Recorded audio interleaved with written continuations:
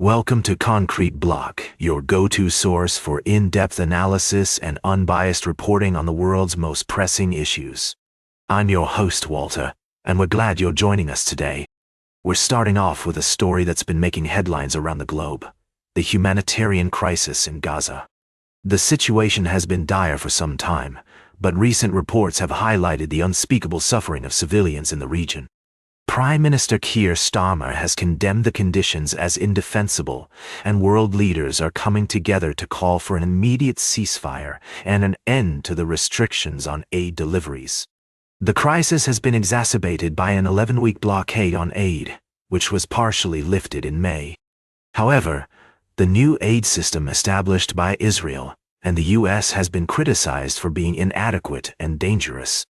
The World Health Organization reports that a quarter of Gaza's population is facing famine-like conditions, and there have been daily reports of Palestinians being killed while waiting for food.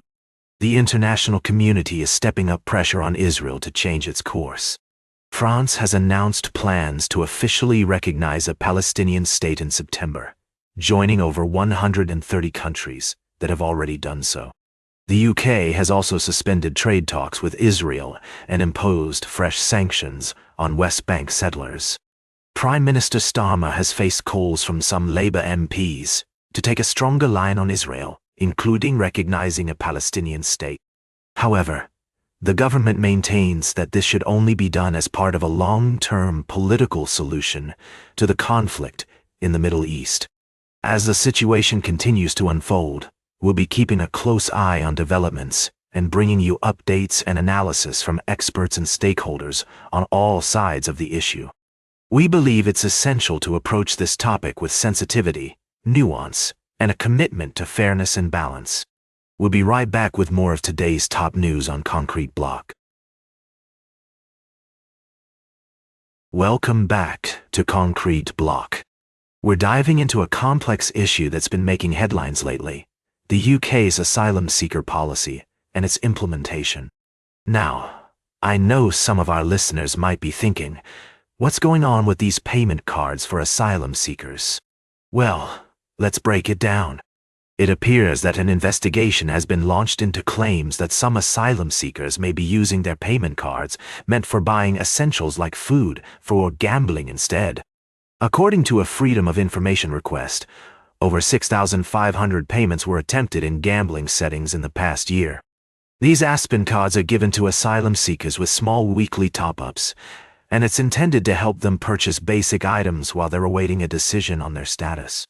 Now, I want to emphasize that this is not a straightforward issue. On one hand, we have concerns about taxpayer money being used for gambling, which is understandable.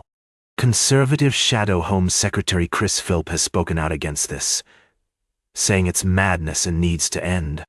On the other hand, we need to consider the broader context of asylum seeker support and the challenges these individuals face. The Home Office has a legal obligation to provide support to asylum seekers who would otherwise be destitute. It's essential to strike a balance between providing necessary assistance and ensuring that funds are being used responsibly. The investigation is ongoing, and it's likely that we'll see some changes to how these payment cards are managed in the future.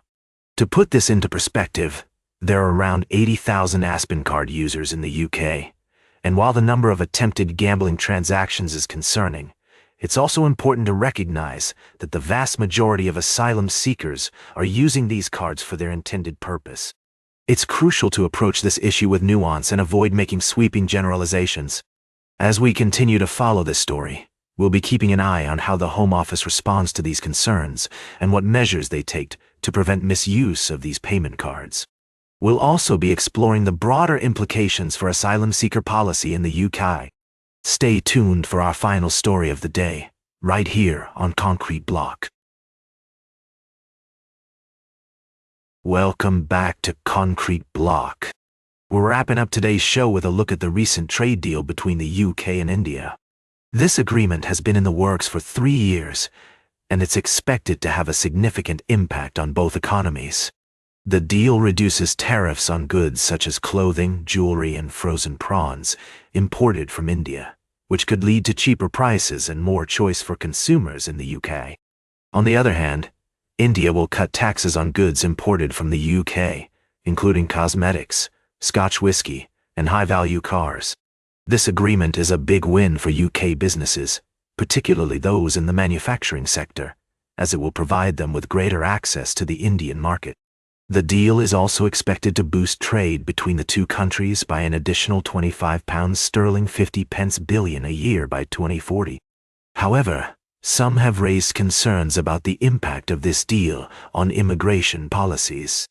The agreement includes a 3-year exemption on social security payments for Indian employees working in the UK on short-term visas, which some argue could make it cheaper for companies to hire Indian workers over British staff. But Business Secretary Jonathan Reynolds has assured that there is no tax advantage for hiring an Indian worker over a British worker. It's worth noting that this deal is part of a larger trend of countries seeking to establish free trade agreements with one another, particularly in the wake of the US introducing tariffs on goods entering America. The UK has already signed trade deals and agreements in principle with about 70 countries, including Australia and Japan. As we consider the implications of this deal, it's essential to remember that India is expected to become the world's third largest economy in the near future, with a population of over 1.4 billion people. This presents significant opportunities for trade and investment, but also raises questions about the potential impact on employment and immigration policies. That's all for today's Concrete Block. Remember to like, share, and subscribe. And until next time, stay informed.